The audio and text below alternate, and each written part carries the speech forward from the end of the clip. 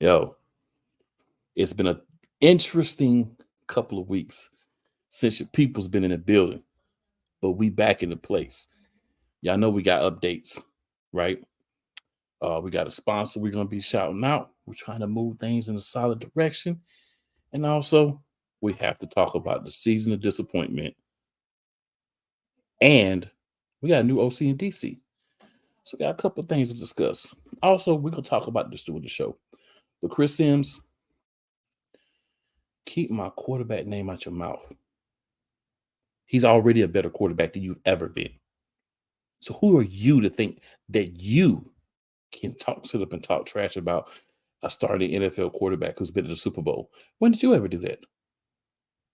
Oh, Mr. Dan Orlovsky. I heard a couple of things you'd have said too, and guess what? Ditto. Mr. Run out the back of the end zone. Stop the cap. Stop it. I don't normally say things to people, but sometimes it gets to be too much. Now, Dan Orlovsky, he kind of take little sneak shots sometimes. But Chris Sims, he try to be open with it like it's whatever. You trash. You always been trash. And you always be trash as an announcer, as a player, as someone who covers the sport. There is nothing that you do well. Everybody on this show is better at doing this than you. And you played. But the only reason you're getting opportunities is because of your daddy. It's not because of anything you've done. So you need to sit down, keep my quarterback name out your mouth, and we're going to start the show. Why? What's going on, man?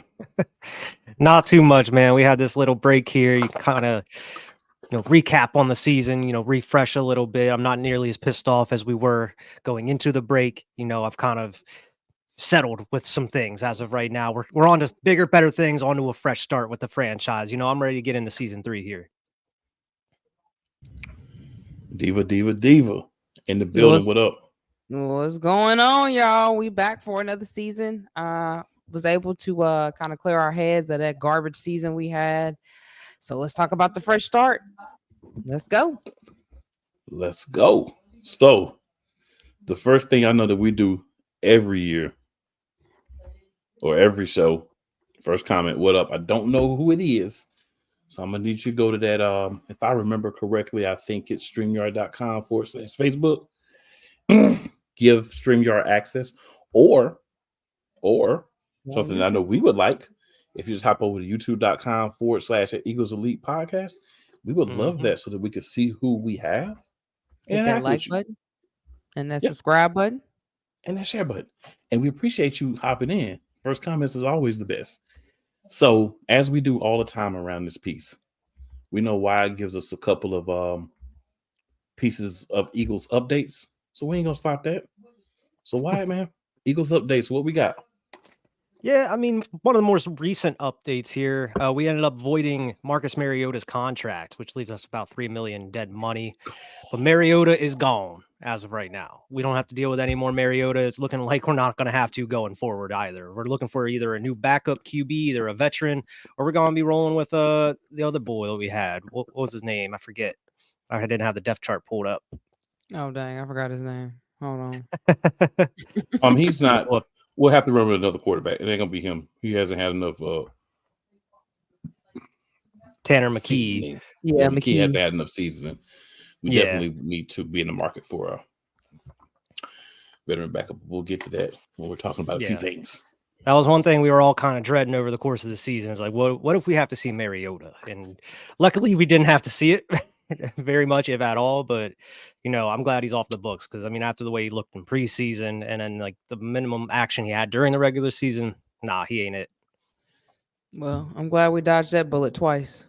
Coach Dante, what up, Coach Dante? What up, Coach? With us. But yeah, we definitely dodged that, man. So, Wyatt, any other news you have there to report on? Yeah, we ended up signing a running back of all players as of right now. We ended up signing the 49ers third-round running back, Tyrion Davis-Price. I don't really know too much. Another 49ers running back to not use and then cut. Possibly chilling on the practice squad. There's no word on any of the other running backs that are currently either on the roster or free agents for us as of right now, like DeAndre Swift. Of course not. If I recall, we did sign a right tackle as well. Mhm. I don't know if I saw that one. I might have missed that one. Yeah, You got we the signed update a- on that one. Cool. Yes, sir. We signed a right tackle, um, formerly of the Kansas City Chiefs. The fringe player. He's a big guy, but he's quick, got good agility. But best case scenario, long-term project. Um, he'll be on the 90 man to start, but we'll see if he can crack the 53 or even make the practice squad. So it's not a lot of quality signings happening yet because we haven't gotten to a period where you can even talk to free agents. So a lot of Mhm. it's just posturing, getting guys that may be able to be a long-term project or things like that. But in just a couple of weeks here, our cornerback room is going to improve, and we don't have to go sign anybody because one Isaiah Rodgers will now be available to be a part of the active roster once the new year starts. Looking forward to him hopping on. People want to pigeonhole him into being a slot corner. He's not.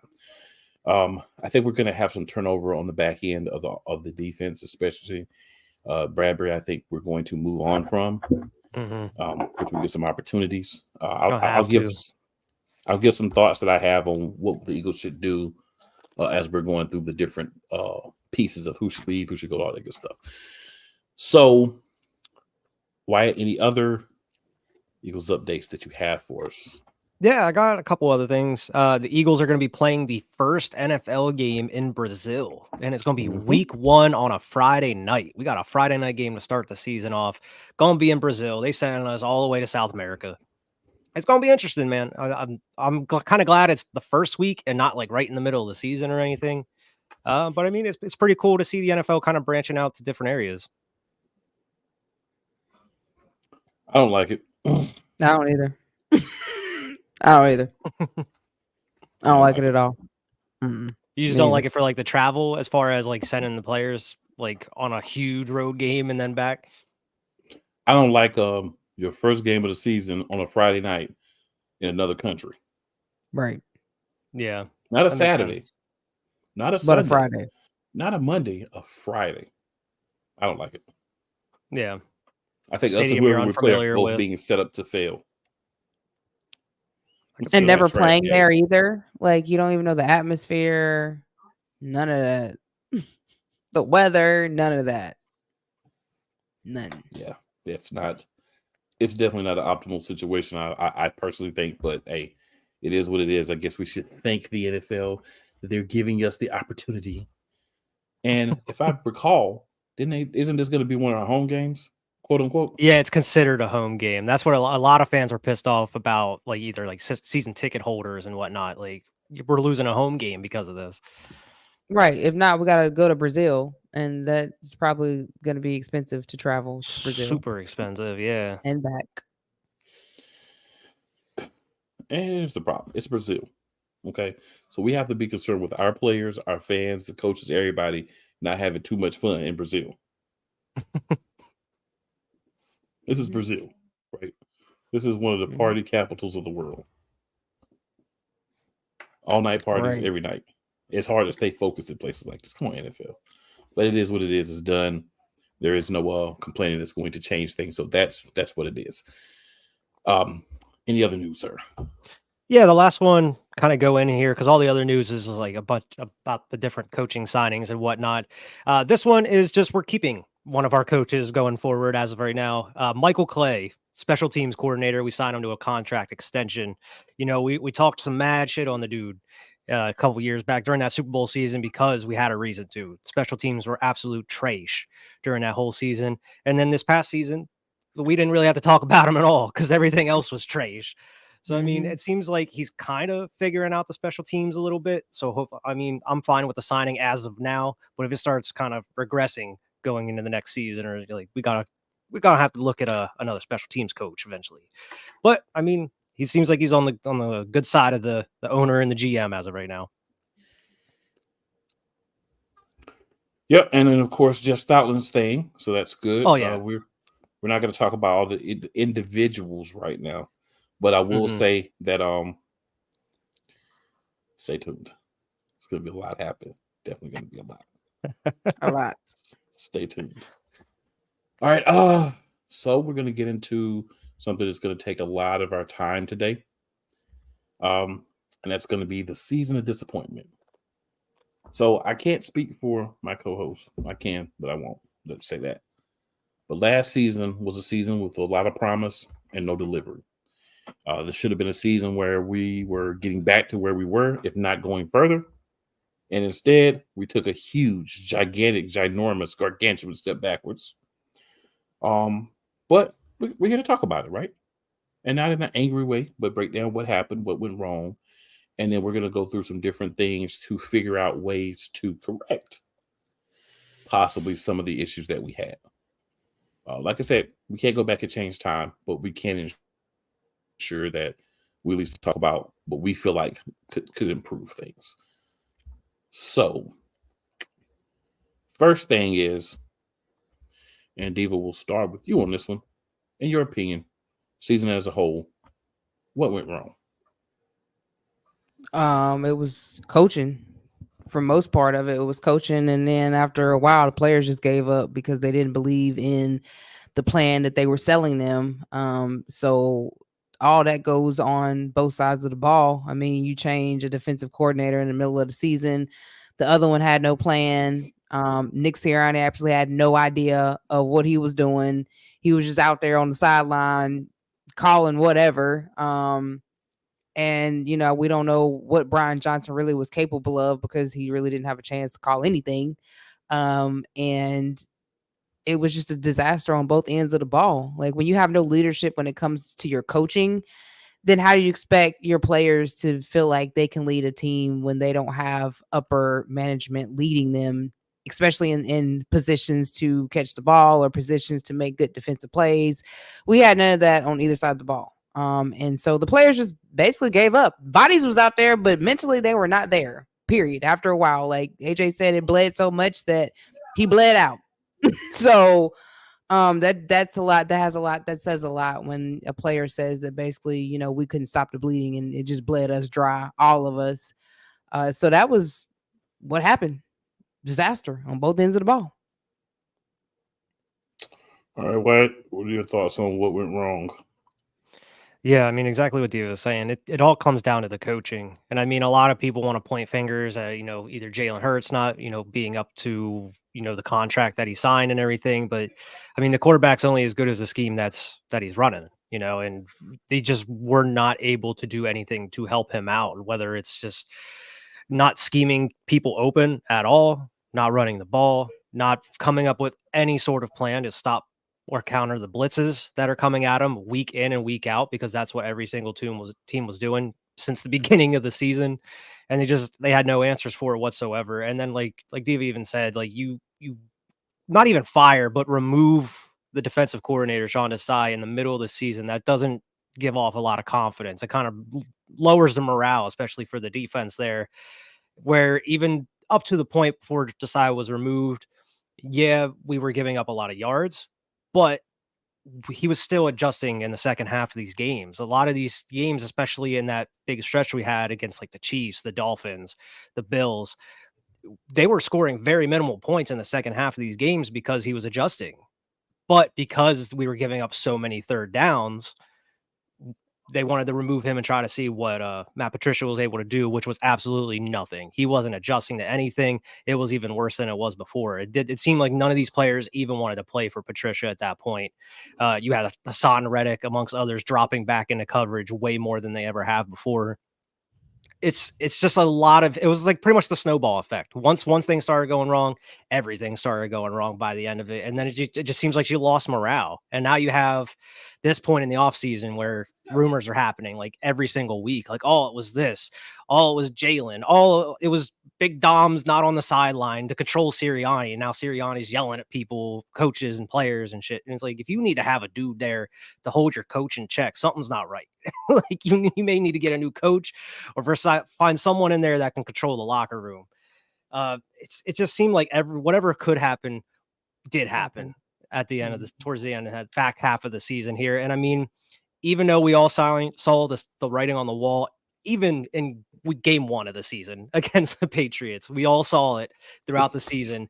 We all still kind of was hoping that they would kind of somewhat figure it out. Try to look at yourself in the mirror, try to correct the things that were going wrong, like they were saying they were going to do week in and week out. But then every week after, it's just more of the same and nothing changed. And that was the downfall. You have a coach that says that he knows an offense, it's his offense, but you're not doing anything to change it or make it interesting and doing anything to correct all the issues that you had throughout the whole season. It blows my mind that you can just be that bad at your job, like that incompetent at your job.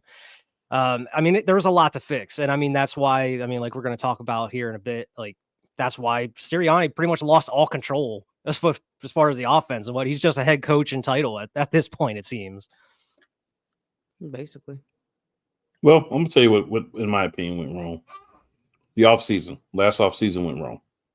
We weren't set up to be successful. If you're not set up to be successful, you won't be successful. We had hope. We said, hey, we've got coordinators that they don't have experience, but hopefully they'll come in and build off of what was done before. Hopefully they'll be able to run their sides of the ball. We got the receipts. We said that last offseason. It's not what happened. Defensive coordinator, who in my opinion did the best, because he had the least, but he still made it work. Injuries were a part of it. Anybody who doesn't want to agree with that, I really don't care what you have to say. Straight up, I just don't care what you have to say. Injuries always play a part when you lose key pieces. Our quarterback for the defense injured early in the season, came back, was able to play a game or two, injured again. So, you had that. You had a head coach who couldn't be a head coach. You had a guy who was supposed to be able to manage both sides of the ball, help his young coordinators, and he proved that he's nothing but a rah-rah guy. He's all talking T-shirts and tight pants. That's what he proved.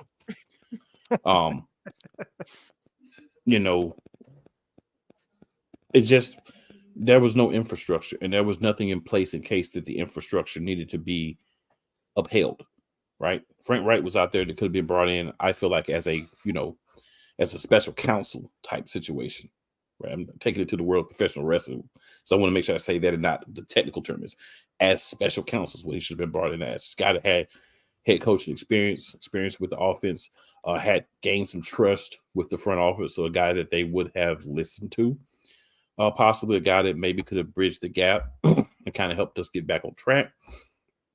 But we didn't do any of those things. We stayed complacent. The other thing that happened to us was winning those games early. As our coach said, the guy that doesn't know how to coach, we're winning. So why is everybody complaining? We're winning. But then when we didn't win and he didn't have that as something to lean back on anymore, we weren't really getting a lot from him, which is disappointing. Leaders should lead. If you're going to be a head coach in the NFL, you should be able to lead your team. That should be the minimum expectation.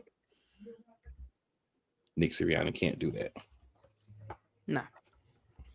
No. And that is the main problem. All right. So we got that out. Tough to go over these things, guys. Still kind of fresh, right? But not as bad as it was, but still kind of fresh. Still burns a little bit. Still, still not pleasant. But it is what it is. So we've discussed that. First off, what's up, Vic? What's going on? My man Vic, always in the building. We appreciate that, Vic, man. Love to have you hop in, talk with us every week. So, who should stay, who should go from our free agent list, right? And obviously, numbers and everything is one thing, but we're just talking from strictly the standpoint of players. Mm-hmm. All right, so free agents. We're gonna go from top to bottom of the list, just like they're on this piece on this list here on Sport Track. So this is not my list, not my order to Sport Track.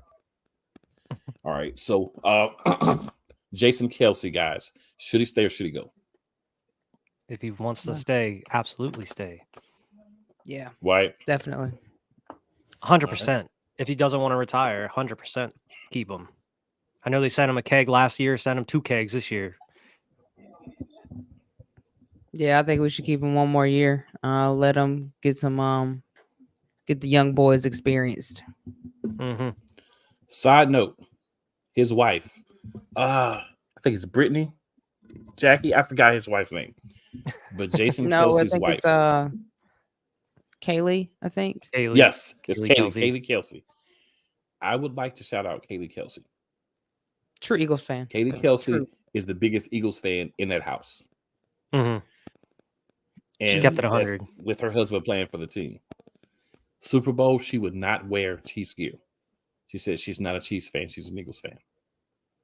So she didn't wear Eagles stuff either. She wore, Cincinnati. neutral things. Yeah, she wore something neutral her college team. Mm-hmm. Casey, you're a real one. She also All right, said that next. if Travis ever played for another team, she would still wear Eagles gear. She would never wear nothing else. She did. And I appreciate that because Jason, he wavered a little bit on us. You know what I'm saying? He wavered on us. But it's okay if he come back and play. But Casey, well played. You the real one. All right, next guy, Fletcher Cox. What do you guys think? Fletcher Cox, there you go. I mean, Fletcher played pretty good last year. He had a really good year last year. I mean, if he wants one more year, I say give it to him. All right, what about Yeah. you, Robert? What you think? Yeah, I think he had a better season this past season than he did on the Super Bowl run. So, I mean, if he wants to come back, I would definitely be cool with him coming back. It's just as far as like how much money it's going to take to bring him back, for a veteran like that. I agree we should keep both of these first two guys. So Kelsey definitely, if he wants to stay, if he wants to play again, definitely want to be with us. But if he doesn't, I can understand that as well. Fletcher Cox, I would say definitely bring him back in a rotational role for less money, but give him another opportunity, because this could be the year we get some other pieces in. These young guys have had a year or so in the system. This could be a year, some magical cap. We never know. Yeah, you can So tell how definitely- much effect that Fletch had on like Jordan Davis and Jalen Carter this season, like how much they talk and gloat about how much Fletch has been a help to them as far as like in practice and during games and such. Yeah. All right, the next one we actually don't have to go over because he's gonna go, and that's Marcus Mariota. So we'll move on. DeAndre Swift, she's stay or go. Stay. 100% stay. Bring this dude back. He had over 1,000 yards and we barely used him. 100%. 100%. He should stay, but it's up to the front, but he should stay. Boston Scott. I would keep Boston and just rotate him out, but y'all already know how I feel about the other one. But yeah, I would definitely keep Boston Scott. He's not a free agent, so he's not on this list. Good. Yeah, I agree. I keep Boston Scott as well. Yeah, I would too. I think he's going to be cheap, good rotational piece, as long as they use him. Right. That part. Well, actually, Diva, that's bad because the other one's not on this list, which means he's not a free agent. Zach Cunningham. He can go. Yeah, he can go. I agree. Justin Evans. Damn, he a free agent already? Mm-hmm. I feel like we barely got to see any of them. I would be okay with bringing him back. I say just as like a depth piece.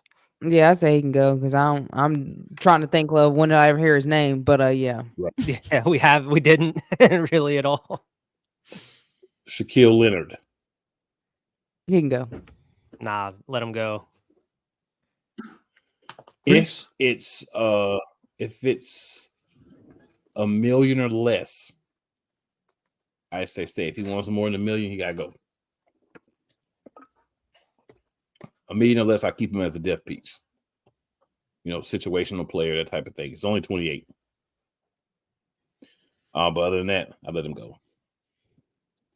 So I'm gonna just say Sua Opeta because his name is Iosua. I don't know if it's Osua or whatever, but I'm just gonna say Sua Opeta. Stay or go. He can go. Yeah, it can go either way with this one. It's really how much Jeff Stoutland values him on the line, I guess. Philly, what up? What up? What up, Philly? We was waiting on you. Knew you was coming. I mean, he wasn't terrible, I think, in the one game that he had to start. He ended up getting hurt, I'm pretty sure, in that same game, though. I would keep Sua because he understands what Stoutland wants.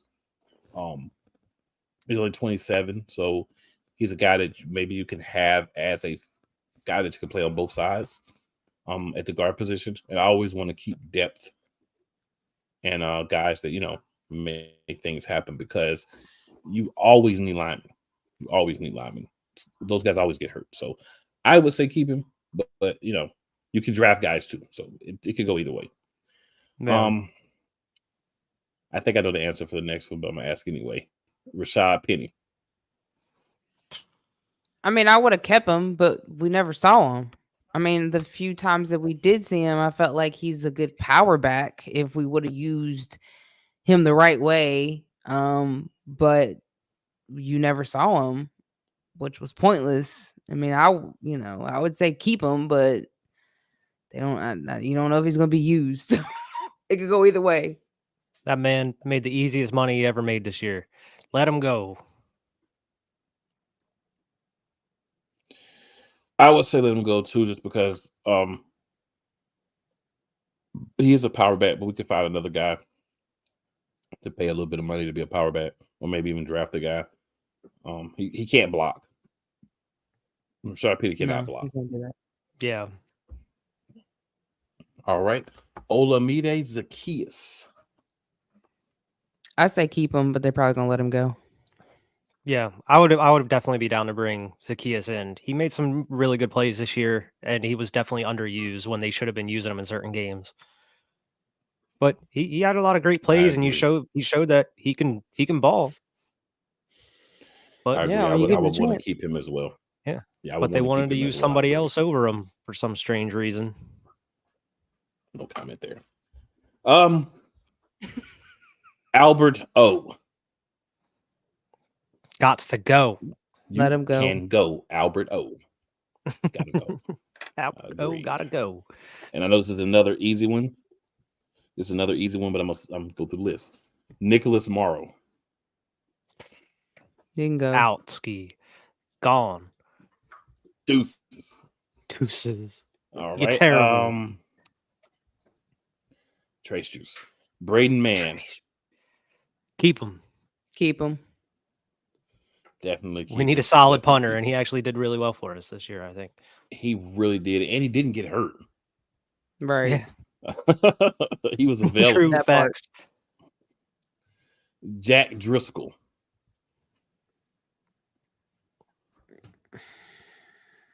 I don't know. Yeah. Part of me wants to say, yeah, I would keep Sua Opeta over Jack Driscoll. Right. I don't know, man. For some reason, I'm just not a fan of Jack Driscoll. No, I'm not either. I would let him go. I mean, he made under $1 million last year. I wouldn't mind if he's at least on the 90 man, and we see if he can get a spot. But you know, Sean Bradley. He can go. Yeah, you can go. I'm gonna go with him too. And I'm not even gonna ask you guys about this one. I'm just gonna say this next person. This is a round tape around. Everybody wants this person gone, and that's Quez Watkins. Deuces will not pack offer his this bags dude myself. $5.06 or nothing. Get him out of here. Out. Get him out. It's a bum. And then Mr. the I last always guy, bet on myself. well, bet on yourself now. Go get paid somewhere else. Jack Stoll. I'm kind of in between. And to put it in Jack context, Stoll. he made $815,000 last year, so he did not cost us a lot. Yeah. But we didn't even see him though. Besides like 3 plays, maybe. Well, he blocked. Well, he was the blocking tight end. So you got to have the guy that blocks. You know what I'm saying? You got to have the guy that blocks. Yeah. Yeah. Calcaterra don't block. And Albert Calcaterra's Trash always never hurt, blocked too. anybody. Calcaterra's always hurt. He had like 80 concussions. And then we know the starter gonna be hurt. Dallas.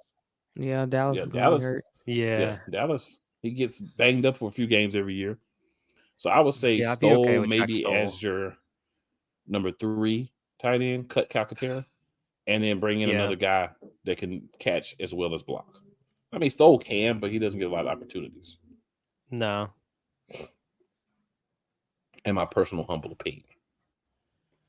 Yeah, I would keep him though. So that, ladies and gentlemen, are the people that we have left. Well, who should stay, who should go, I should say. Those are the people that, that have the ability to stay or go. All right. What can a team do to help Jalen Hurts get back to MVP form?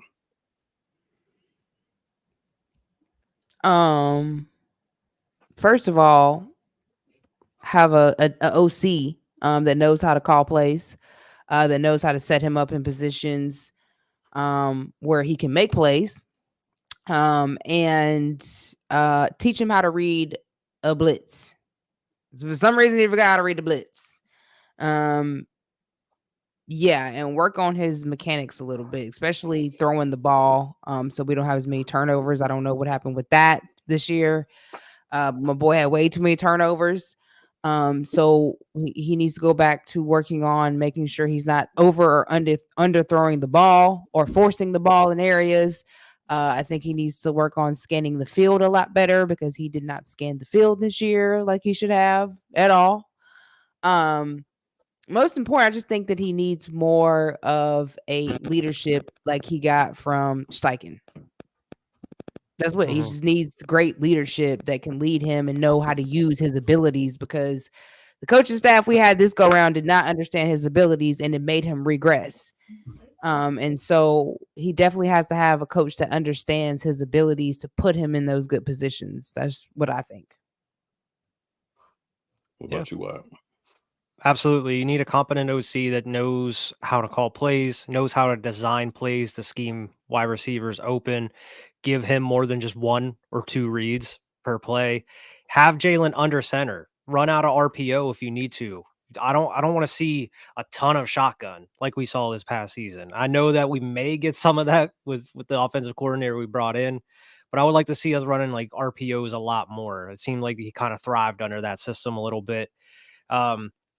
And just figure out what's going on. Like, is he healthy going into this next season? Is he going to need surgery or whatever? Because this dude was not running the same as he was that Super Bowl season either. We need him back to true form, running, if not develop plays and whatnot, so we can keep him under center if you don't want him running as much. I don't know. We just need a competent offensive coordinator that knows how to draw up plays, because we just did not have that last year. We were just running the same 6 plays every single time. You running, deep routes and just hoping somebody can get open. You're running screen plays. Enough with the screen plays. I don't want to see them anymore.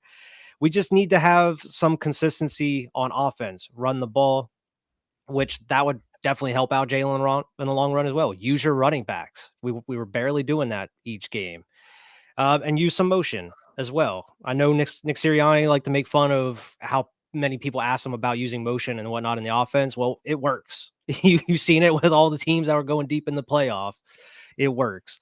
So, I mean, the NFL is a copycat league. So, I mean, look at what the other teams are doing as well. And also look back at what made this team great in the Super Bowl season. Copy yourselves if you have to, in a way. Like, get back to what actually worked, like Diva was saying. And because we just went completely away from that to do exactly what Nick Sirianni wanted to do to make himself look good. And it made himself look 10 times worse. Stupid, actually. Yep. So in the building, Stu, what's going on? What's going and on? he also says, yes, he got his yak. So, I mean, for me, it's really simple. Give him a pocket, number one. give him the run game. Don't attempt to run the ball so much with him. Allow him to pick his own spots when he wants to run.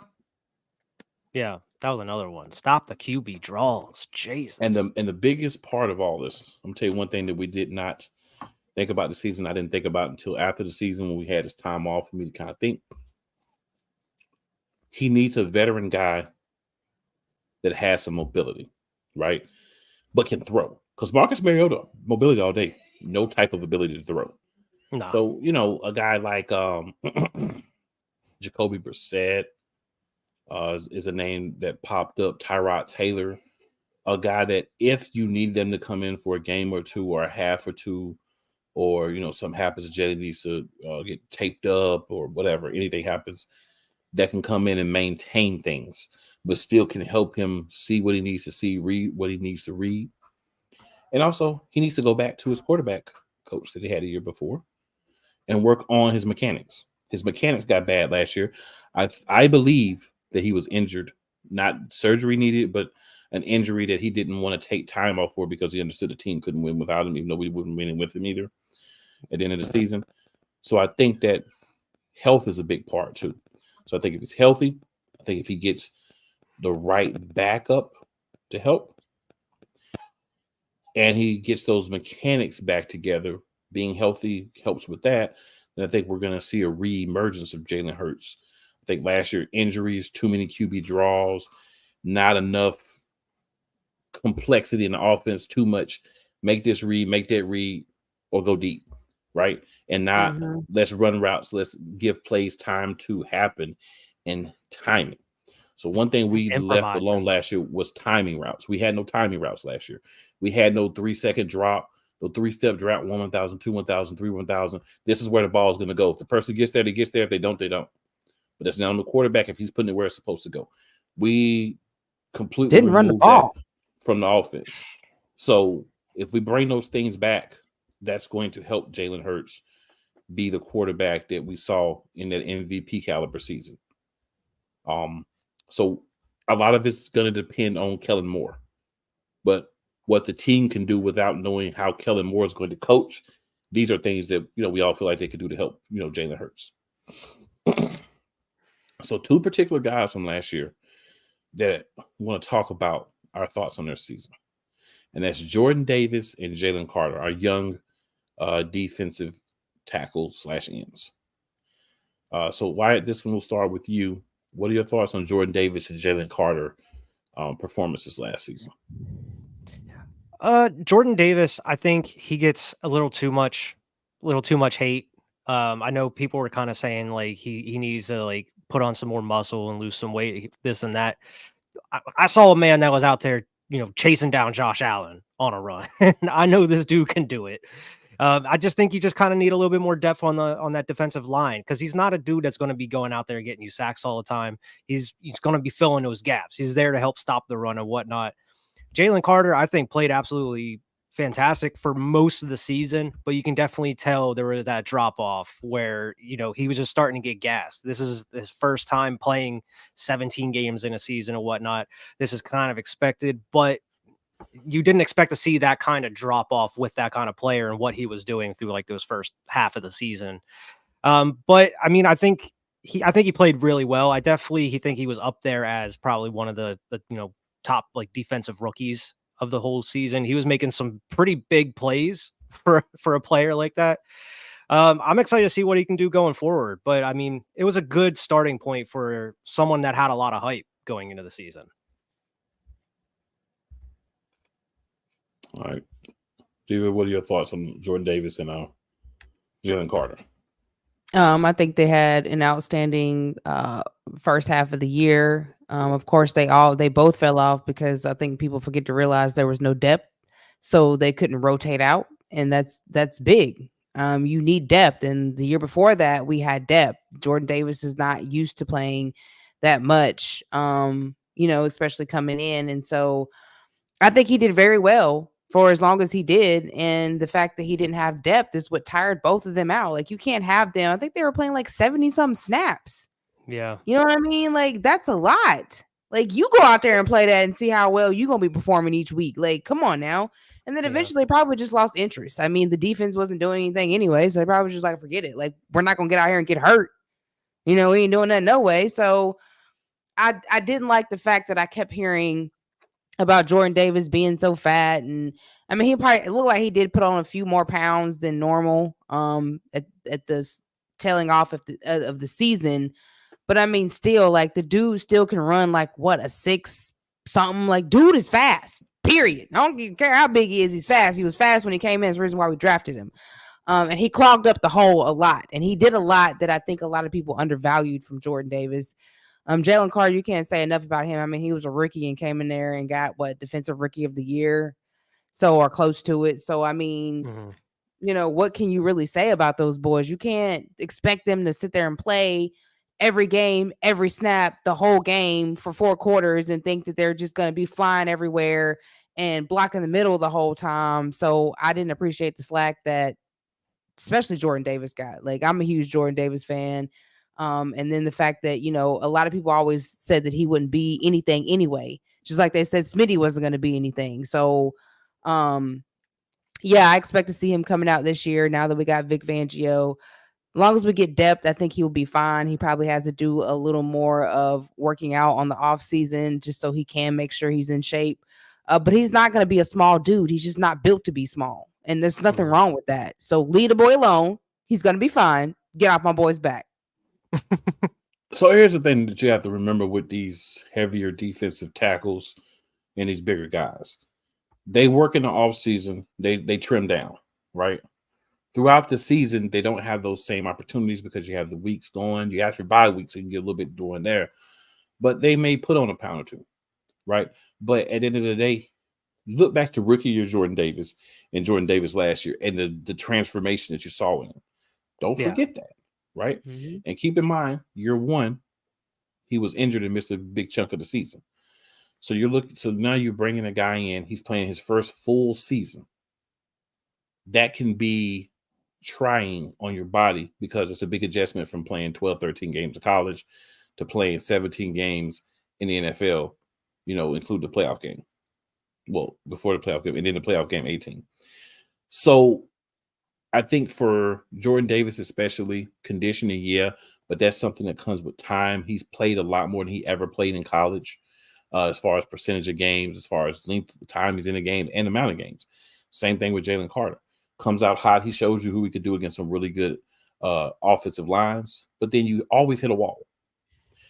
You're going to hit the rookie wall, or if you're second-year guy and you didn't play the entirety of the rookie season, you hit that wall. They hit that wall, and it came a little earlier than most people expected because depth. We weren't rotating people out as we were in previous years. And I refuse to believe that losing Javon Hargrave made that much of a difference. There was other guys on his team, but they weren't used.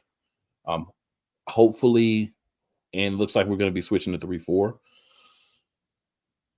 Excuse me, because that's the new coordinator's defense of choice.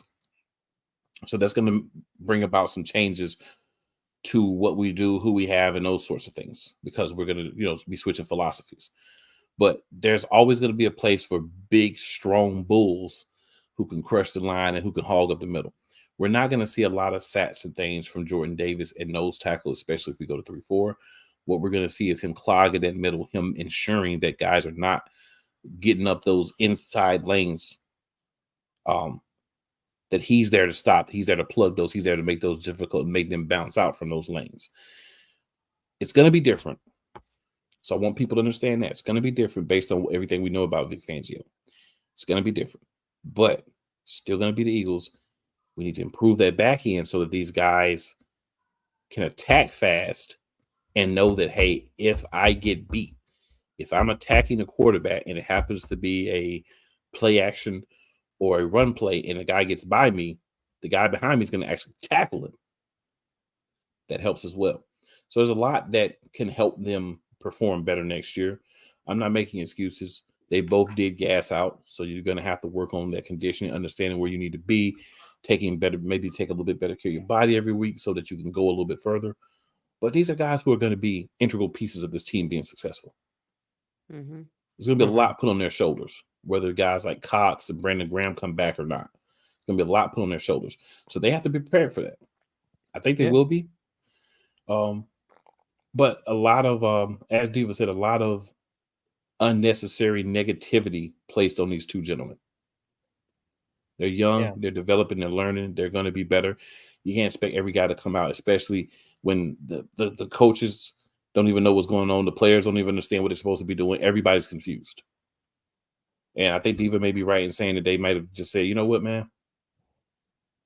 Screw this. I'm packing it in. We ain't going nowhere. We're also talking about a defense that was out on the field more than the offense in most of these games in the back half of the season. They were getting worked. They were worked. They were playing so much time in that back half of the season. It's crazy. Yep. So, guys, are there any? So, I got a couple of young guys to see if you guys think they should play more. Should they be cut? Should they go into the practice squad? So, I'm going to skip over guys like Reed Blankenship, Sidney Brown, because we know what we think about those guys. All right, one of those guys we jump on. I consider young guys 3 years or less experience. So, Grant Calcaterra. How you guys feel about Grant Calcaterra? Should he play more? Should he be benched? Should he be cut? What do you guys think about him? Keep in mind, still on his rookie deal. Yeah, I mean, that matters to you. You can't make an excuse for him to play more. I mean, I'm cool with him being on the bench, but dude, he just can't stay healthy. You got all them concussions. We can't. I don't know. I mean, I wouldn't keep him over Jack Stoll, like we were talking about before. So, I mean, I would be fine with moving on from him. Yeah, okay. I mean, he can't stay healthy unless you use him as a rotation. I mean, but as far as having a starting position, nah. So yeah, because he's still a rookie. What's his name? Tyree Jackson, or the last tight end we let go that kept having like back issues. I would have kept him over Calcaterra. All right, so another going to his third-year player, Josh Jobe. Bye. And he didn't get enough criticism. Like, people just act like the boy was just bye. Yeah. They had all the excuses in the world for Josh Jobe, but not anybody else out on the team. Listen. Gone. Vic Fangio need to look at this dude and say, "You serious? You want him on the roster? No, out. Get him out of here." I'm gonna say practice squad for us. Practice squad him. Oh, they probably will. They're not going to let him go, I'm sure. All right, Tanner McKee. I'd keep him. I'd keep him. I think he showed enough promise. Well, obviously we didn't see him in the season, but he showed some promise in the preseason. I mean, it is preseason, but he played all right. Moro Ojomo. Did he even play? He played a little bit. I think he had a couple sacks, didn't he? He had a couple big plays this season. I would have him definitely as a rotational piece. Yeah. Okay. And I'm gonna just go ahead and put both of these guys together. Eli Ricks, Keely Ringo. Keep. Definitely keep. Yes, and yes. Do you think they should play more, play less? I think they should play more. Yeah. More. Right, especially like even if you get rid of Bradbury, even if you keep Slay, you're gonna have to keep rotating them out. Slay can't be out there all the time at this point in his career.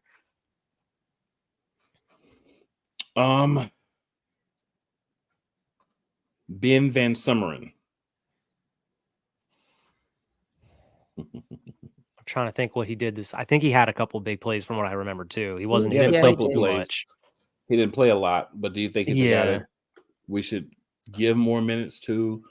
Should he practice squad him? Should he be on the active roster? Like, what? How do you feel about what he may be able to help the team with moving forward? I think he could be an asset if they play him more. Like, the problem is a lot of these guys we didn't see enough, so we really don't know what to say because we didn't see them enough. Yeah. Correct. And that was a lot of your argument. The season was like we should have been kind of integrating these guys into the defense throughout the season instead of just when, oh yeah, we need you right now. And two other guys that I think you're definitely going to want to keep. Do you think they should play more or less, or how do you feel about them? And that's going to be Nolan Smith and Tyler Steen. Definitely keep Tyler Steen. Nolan Smith definitely needs to play a lot more. I don't know why we did not play that boy more. I mean, because to me, he could have been a big help with Hassan Reddick, instead of Hassan Reddick being the only one out there coming off the edge. Um, yeah, Yeah, I like Tyler same. Steen a lot. Yeah, play Nolan Smith more. I definitely would like to see Tyler Steen also in there. I don't know if they're going to have him as the starting right guard, but I would definitely. I'm fine with having him on the active roster. Mm-hmm. Okay. And our last question. All right. And this has its own separate thing here. We have a new OC. We have a new DC. Diva has to go first because I just saw that face. What are your thoughts on Kellen Moore and Vic Fangio? So Vic Fangio, I'm gonna give him a chance. As we know, Philadelphia Eagles have modeled his style of play for years and years and years. As you know, Desai was up under Vic Fangio in Chicago. So with actually having the blueprint and not actually having the real thing and not just blueprints, I'm really not a fan of the bend but don't break because that hasn't got anywhere. I'm used to the go hard defense that we had back in Malcolm Jenkins days and Brian Dawkins days. But I'm gonna give him a chance. I mean, Miami wasn't too bad last year. They did have a lot of injuries. I don't know what happened when they played us, but they kind of fell off a lot. But they did have injuries. But I'm gonna see because, like I said, I'm not a fan of the bend but don't break, and that's how he runs. He runs his defense bend but don't break. You don't give up big plays, but you also don't go for the big hits either, which is stupid in my opinion because that's the point of football. But I'm gonna give him a chance, see what he do, and hopefully, I know it'll look better than we did last year. I know that. But the thing is how we're gonna go get him what he needs for his defense. Because he's gonna need some linebackers. We need them. We definitely got to fix that secondary because it was garbage, trash juice. Kellen Moore, I'm not a fan because he was a Dallas Cowboy. He played for them and he coached for them. Okay, so I'm not a fan about that.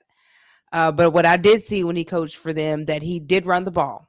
Zeke did do good when Kellen Moore was there, and Pollard did good when he was there. So, I mean Gallup or Pollard, one of them. But anyway, and I think he did all right last year with the Chargers, but they did have a lot of injuries as well. So we'll have to see. It's more of a wait and see. Depends on how well he gels with Jalen, if he can actually use Jalen's talents and use Jalen in a way that we know Jalen is needed, which is, a runner and a passer. But it's just a wait and see. I don't know. I don't know. It's just, we don't know. We're back at that. We don't know. I hope for the best. But you never know what could happen. Yeah, I mean, I'm definitely not a fan of the, bend don't break defenses, but at least we brought the guy in, the architect of it all, it seems. And at least he'll, like Diva was saying, he's gonna make the team kind of make those adjustments where we were kind of not looking at before, as far as like linebackers and like safeties and whatnot. We should be going out and getting guys that can do that. Because like we saw in the playoffs, linebackers make the difference. Whether you watch in San Fran or Kansas City or any of these other teams, Baltimore linebackers make the difference, and we need to go out and and same with the Super Bowl season. We had good linebackers. Just for some reason, we didn't decide to keep one or two of them for some reason.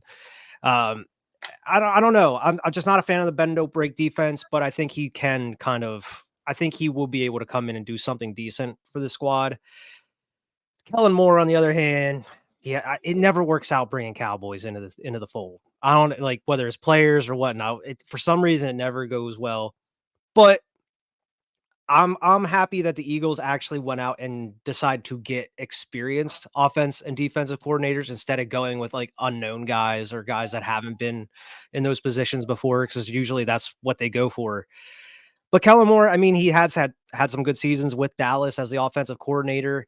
Now that we did have that one season where Dak had like the most interceptions in the league. So, I mean, is that on the offense or is that on, the quarterback just being trash at that point in time? I don't know. That remains to be seen. And we can't really kind of judge them off of that Chargers team because, like Diva said, they were hurt. They were missing without their quarterback for most of the damn season, I'm pretty sure. And I mean, they ended up, cleaning house anyway, so he wasn't going to be sticking around. I don't know. I think his brand of offense, I think it can work. I think he can utilize a lot of these players and, play to their strengths. Hopefully he can do that with Jalen because that's the biggest question mark is can he get Jalen back to that Super Bowl season? I think he can because we've seen what he can do. Obviously, we didn't see what he could do with Herbert too much last year with the Chargers, but we saw that the Cowboys were decent with him as the offensive coordinator. It's just a matter of will Nick actually not interfere like they're saying he's not going to. Will Nick actually kind of stay in his own lane instead of trying to, pull the strings a little bit? That remains to be seen. But I do like the hires because they are veterans. Do I think there was better options as far as offense or defensive coordinator? Yes. I don't know how deep they went looking out for these positions because it seemed like they were hired pretty damn quickly. As soon as Vic Fangio was available, he was hired. So it's like, I don't even know if we looked at any other defensive coordinators. But offensive coordinators, I think we could have done better, but I'm not mad at the move because we've seen what he can do. He is experienced offensive coordinator. He can call plays. So, what's good, Bird fam? Appreciate you, man. Make sure you hop on over youtube.com/that Eagles Elite Podcast so we can see you. Get that like, share, that sub. Definitely appreciate you, though. Start with Kellen Moore. I've talked to some people who were Cowboys fans. I've talked to some people who were Chargers fans. I've looked at his stuff myself, done some research. For Kellen Moore, I would say I'm not happy with the hire because of where he's come from. Coaching pedigree, where he played at. Like Diva said, they haven't really been good for us. But the main reason I don't like the hire for Kellen Moore is we're going to be looking at a new system in a year or two if we're successful. Mm-hmm. We're going to be starting over on offense again in a couple of years, which is one of the things I do like about the Fangio hire. This man had Miami fire him so he could come to Philly, so he could be close to home. Doesn't want to go anywhere else. He's going to be good being a DC. He's not trying to be a head coach. So from that perspective, I like the Fangio hire versus the Moore hire. I do think Moore will only come with the understanding that he's going to actually run his own offense. And Nick Sirianni is going to do what he's best at, yell and raw and wear some T-shirts and tight pants. I think the organization understands that that's what he's good at. They pretty much said in the press conference he's going to manage the offense and the defense and not be hands-on. I don't think that bringing in outside people basically ensures that because they're not going to come here and have Nick Sirianni tell them what to do, and they've already seen that he's incompetent in doing so. So I think we got these guys because these are guys that are going to, and when they come from outside the organization, so they don't have a connection to Sirianni, they don't feel like they owe him anything. They don't feel like they have to, like if he says, "Oh no, we should do this," they're not going to let him override the play. They're going to be like, "Look, bro, sit down," right? So I think that's a good piece. I think for Moore, he will run the ball. I do agree with that. We do need that. That's what we wanted. He will be a guy that also is going to air the ball out. He had Dak Prescott before, so he understands a guy that can move. He hasn't had a guy like Jalen Hurts before, so maybe he gets a little too excited about the fact that Hurts has the legs and he tries to run too much. Or maybe he says, you know what, Jalen? We're going to use you as a traditional quarterback and allow you to go out and make plays with your legs when they're available. So we'll see if that's how he moves. If that's how he moves, this hire could end up being good. But again, it's only going to be a year or two. It's another revolving door hire, which is difficult to not do on the offensive side of the ball because these guys have good seasons. They're out. They're going to get one of these coaches getting fired. But I know this is a guy who wanted to be a head coach, so much so that he wouldn't be the interim head coach for the Chargers.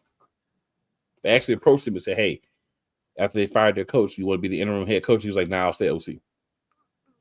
Because he didn't want to taint his resume with a team with a backup quarterback. Smart man. So we'll see how that works out. For Fangio, it all goes back to what everyone's saying, bend, don't break. Right? That's what we hear all the time, bend, don't break. That's the big thing about Fangio, bend, don't break. All I hope is that as part of this, that he understands we need you to come into this organization. We need you to show these guys how to play. We need you to get a staff together that is going to help these guys develop.